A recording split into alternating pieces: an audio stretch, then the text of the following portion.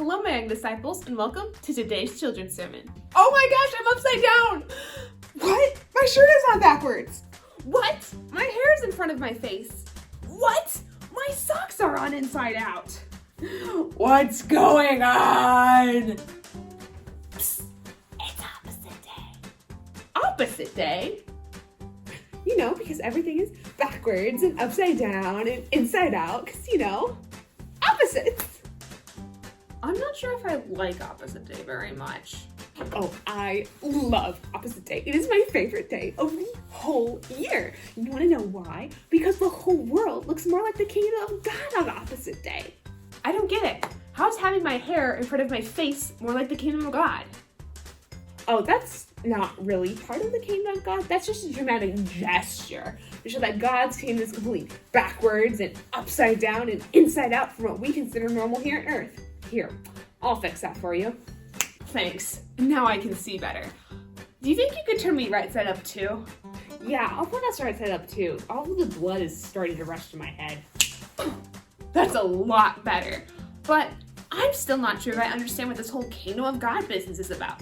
How is it all backwards and upside down and inside out? Well, think about what it'd be like if you went to the store to buy something, but instead of you paying for the item, the store paid you money and you got to keep the item.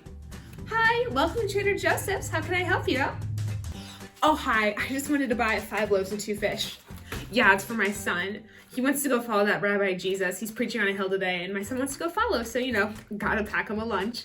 That'll be $5, please, ma'am. Oh, $5? Yeah, I have $5 right here for you. Oh, no. Don't be silly. Here at Trader Joseph's, we pay you when you buy our products. Here's your $5, ma'am. Oh, okay. Thank you. Is this an economically sound business model? Oh, it's just something new we're trying out. Make sure to tell all of your friends and family to shop at Trader Joseph's for all of their grocery and produce needs. Yeah, that scenario seems really backwards to how the world works. Yeah, that's the whole point. God's kingdom works so different to how the rest of the world works that when we encounter God's kingdom, it just seems backwards to us. Can you give me an example of how that works in real life? Yes. So, how would you say that the rest of the world defines success? Oh, that's easy. So what you have to do is you have to go to a super fancy college. So that way you can get a really, really good paying job that pays you oodles and oodles of money. And then you can buy a super big house and then drive the fanciest car on the block. And then you have super duper good health insurance because your company pays for it all.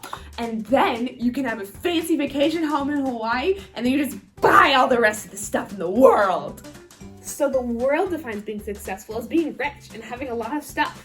But in God's kingdom, being successful is the opposite of that. Jesus gave a famous sermon called the Sermon on the Mount. He began his sermon with a series of blessings called the Beatitudes.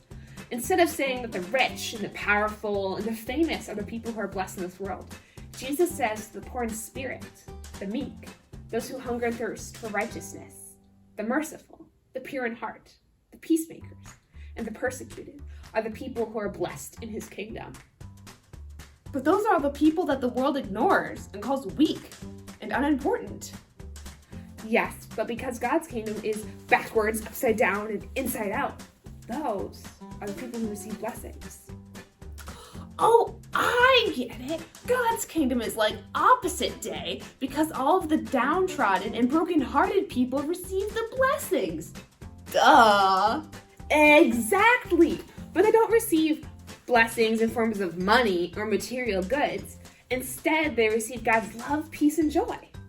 So God's kingdom is backwards, upside down, and inside out.